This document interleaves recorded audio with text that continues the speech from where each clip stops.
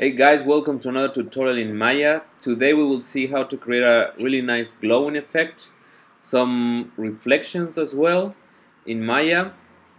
The effect actually is really simple. It will depend more how you use these layers after you render in Maya. In this case, I am using Nuke to do the final composition for my shot. But if you use After Effects or even Photoshop or still, it will also work as well. So let's open Maya. Okay, first I will show you what is the shot I have or the effect we are going to create. So basically it's these reflections you see here and this like glowing effect and how the light reflects on the material we have on the floor. So I create just this really simple animation. As you see, it's just the camera zooming out and some things happening here. So yeah, we will see how to create this effect in Maya. I have another example here, another shot from the same sequence. So as you see, the light is not so strong on the floor, and I also add some sea depth, so in order for it to look a little bit nicer. So yeah, we see how is my scene in Maya. So in Maya, I just have this. So it's really simple. You just have I just have my background here, which is a random thing. Is something I took from a video recorder. So I just use it as a floor. I did a really simple animation with this polygon here, and this is the one who is reflecting the lights and the in the background and in the floor. So we will create a new scene and we will see how to create this from scratch. So the first thing you need to do is of course create a floor or a background. So which in this case I will just create a really simple plane. I just need two subdivisions. I will add a simple blend material. I will create it almost black, not totally black, because if we create it like totally black, we will see nothing from our reflections. I mean, from our light. So I will just put it slightly before we get to the black, like somewhere here. And in this case, I don't need reflections. I just want the glow effect, so I will remove the reflections. I will put this in 0. Then I will create my object that is going to be the one glowing. In this case, I will just create a simple sphere. Again, I will just add a blend material. You can choose any color you want. In this case, I will choose this one.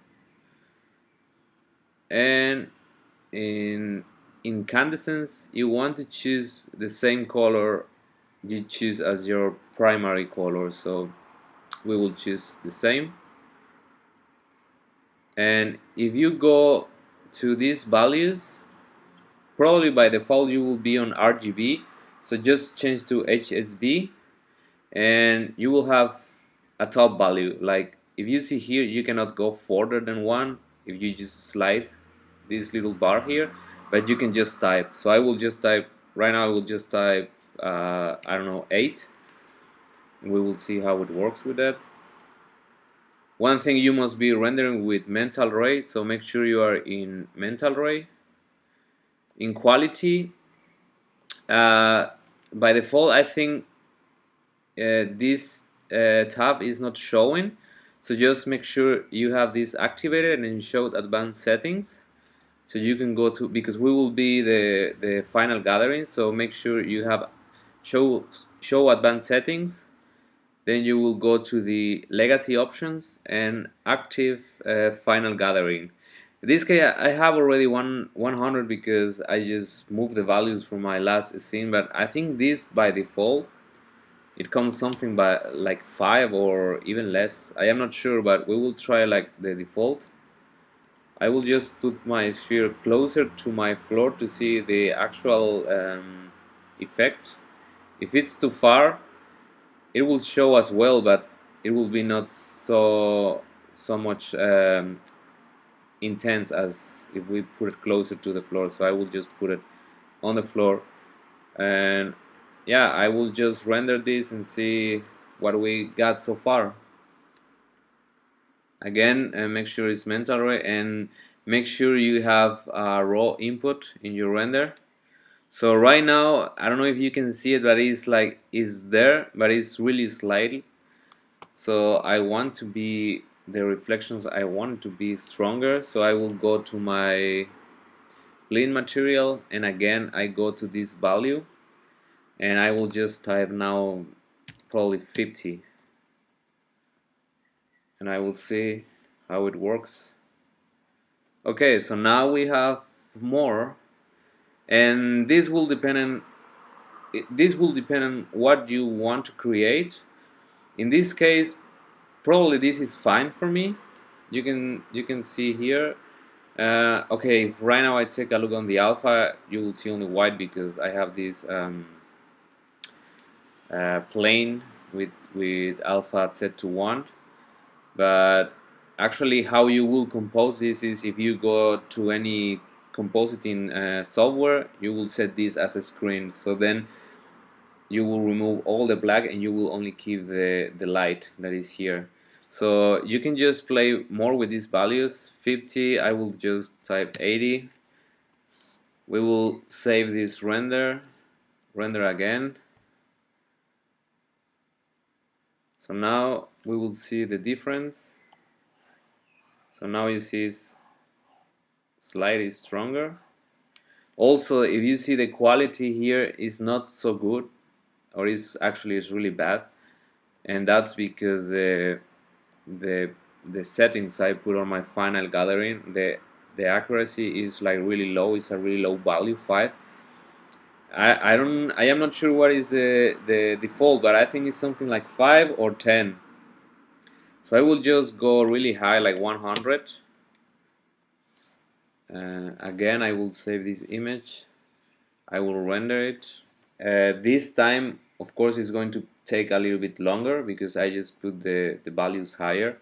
But actually, it didn't took that longer. This render took 5 seconds, and the other one took 4. And you can see here the huge difference. So this is a way better quality than the other one, and you will see this when you use it on your composition. You will see a high difference between these two. So make sure you have a nice value and a nice smooth line in here.